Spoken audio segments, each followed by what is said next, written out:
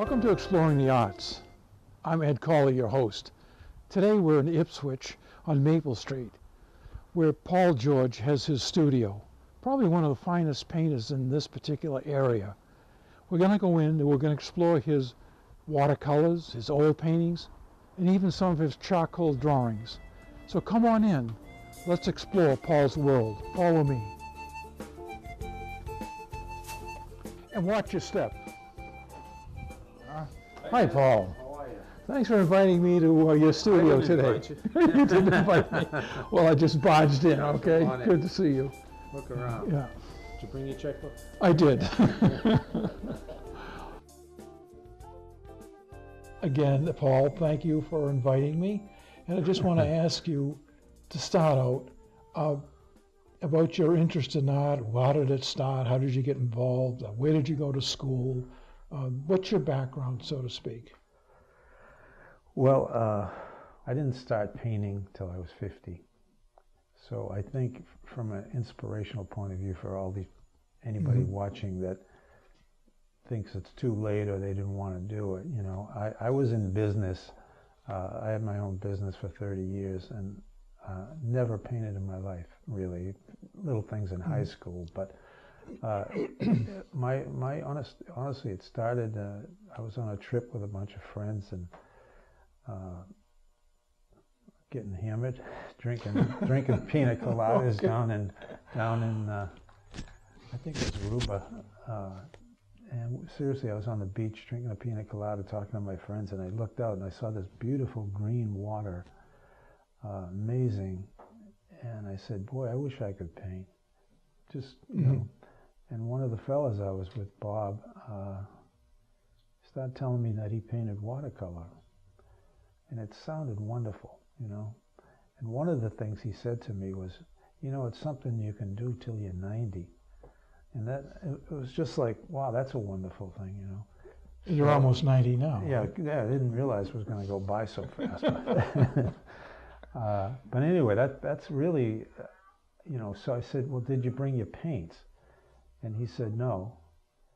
So we actually jumped in a cab and we drove around the island looking for paints. We found an office store and we purchased those little kid sets, you know, the 6 or 8 circles. Little trays of watercolors, yeah. And a block of paper. And I did my first watercolor.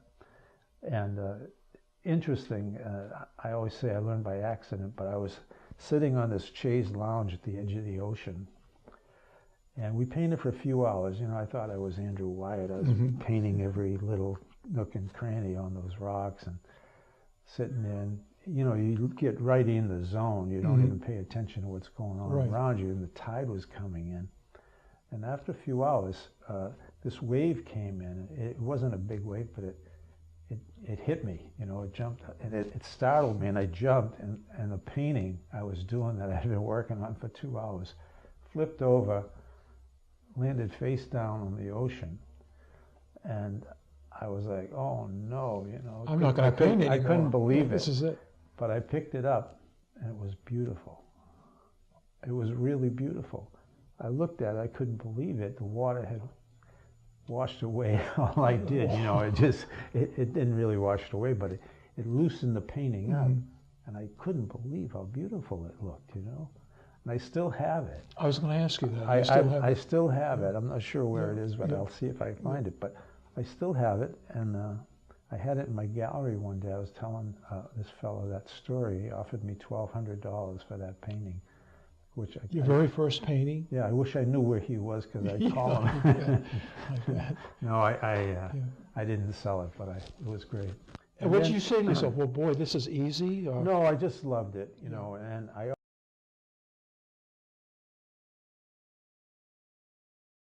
Today we're at the Remus Gallery here at the Governor's Academy. We're going to go inside and see the works of Dan Mosier Long, who is a photographer. And trust me, you've never seen anything like this. Follow me and watch your step.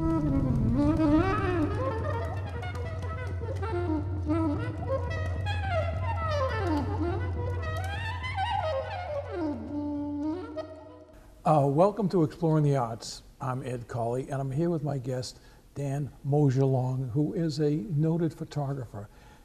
Dan's work presently is in the gallery here at, Dan, where are we?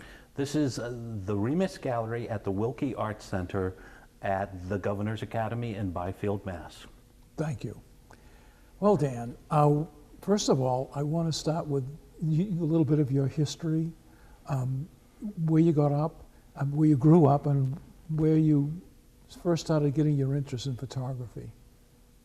I started photography in high school. I had some good high school art teachers that taught me how to develop film and make prints, so I was wholeheartedly into photography before I even went to college, and then I studied photography at Bennington College in Bennington, Vermont, and went off to grad school, spent a year at Rhode Island School of Design, studied photography there, finished my degree up in photography at Purdue University. Now, when you started your photography, you said back in high school, back at Whitman-Hanson Regional High School. Yes. What were you interested in? How did this metamorphosis take place in your work? Was it a instantaneous thing, or was it over a period of time? But where did you begin, and how did you get to where you are now? My art teachers in high school helped me get a job with the local newspaper, and I would get an assignment in the afternoon, and it usually would be photographing a basketball game or a sporting event or a town hall event. I'd shoot it, process film at the kitchen sink, which my mother loved, and made the prints, and then on the way to school, before school began, I would drop the pictures off at the newspaper. Do you remember, just out of curiosity, do you remember what you used for a camera back then? I used a Pentax K1000. When you were taking these sports photos, because they're action shots, would you try to get as close to the action as you could? Did you use long lenses or what? How did you do the sport photography? I used the longest lens that I had, which I couldn't tell you what that was at the time, because they really don't like it when you run out onto the football field to get a good shot. So, a funny story about photographing sports for high school. The first time I did a basketball game, I used a flash. Okay, until one of the coaches came over and told me I was blinding their players. It didn't even occur to me that I shouldn't be shooting it with a flash, because no. When did you first start literally collecting the items that you collect, and how did that all begin? What perked that interest and that desire you have to do what you're doing now? How did that come about? I think I have a shell from every beach that I've ever walked on in my life. So natural history, things that I could find while I was outside. I've spent a lot of time hiking and in the outdoors. I've collected that stuff forever. And when I turned 50, I'll say, maybe it was 49, my wife gave me a macro lens for my camera as a birthday present. And the first thing I did was put it on my camera and grab what was close at hand, anything sitting around on a shelf.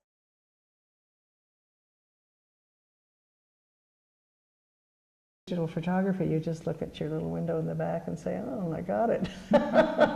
There's instant gratification. Yeah.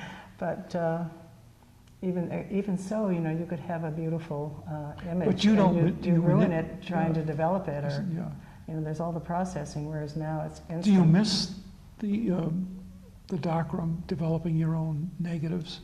I sort of think of it as a period that I went through, and I'd be in there with my music, hour after hour after hour, and I never got tired of it. No. It wasn't like magic when you'd put it into the developer and all of a sudden the moment that the image would come up and the developer would be very wonderful. Also curious about the paper you use for your images. What do you use? Oh boy. Can I remember what the papers were? And sizes too. You get some very nice. Yeah, it's pretty much Ilford papers.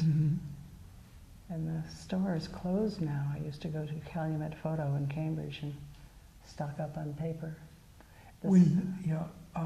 So now when you do a digital picture and you want to have it printed, how do you do that?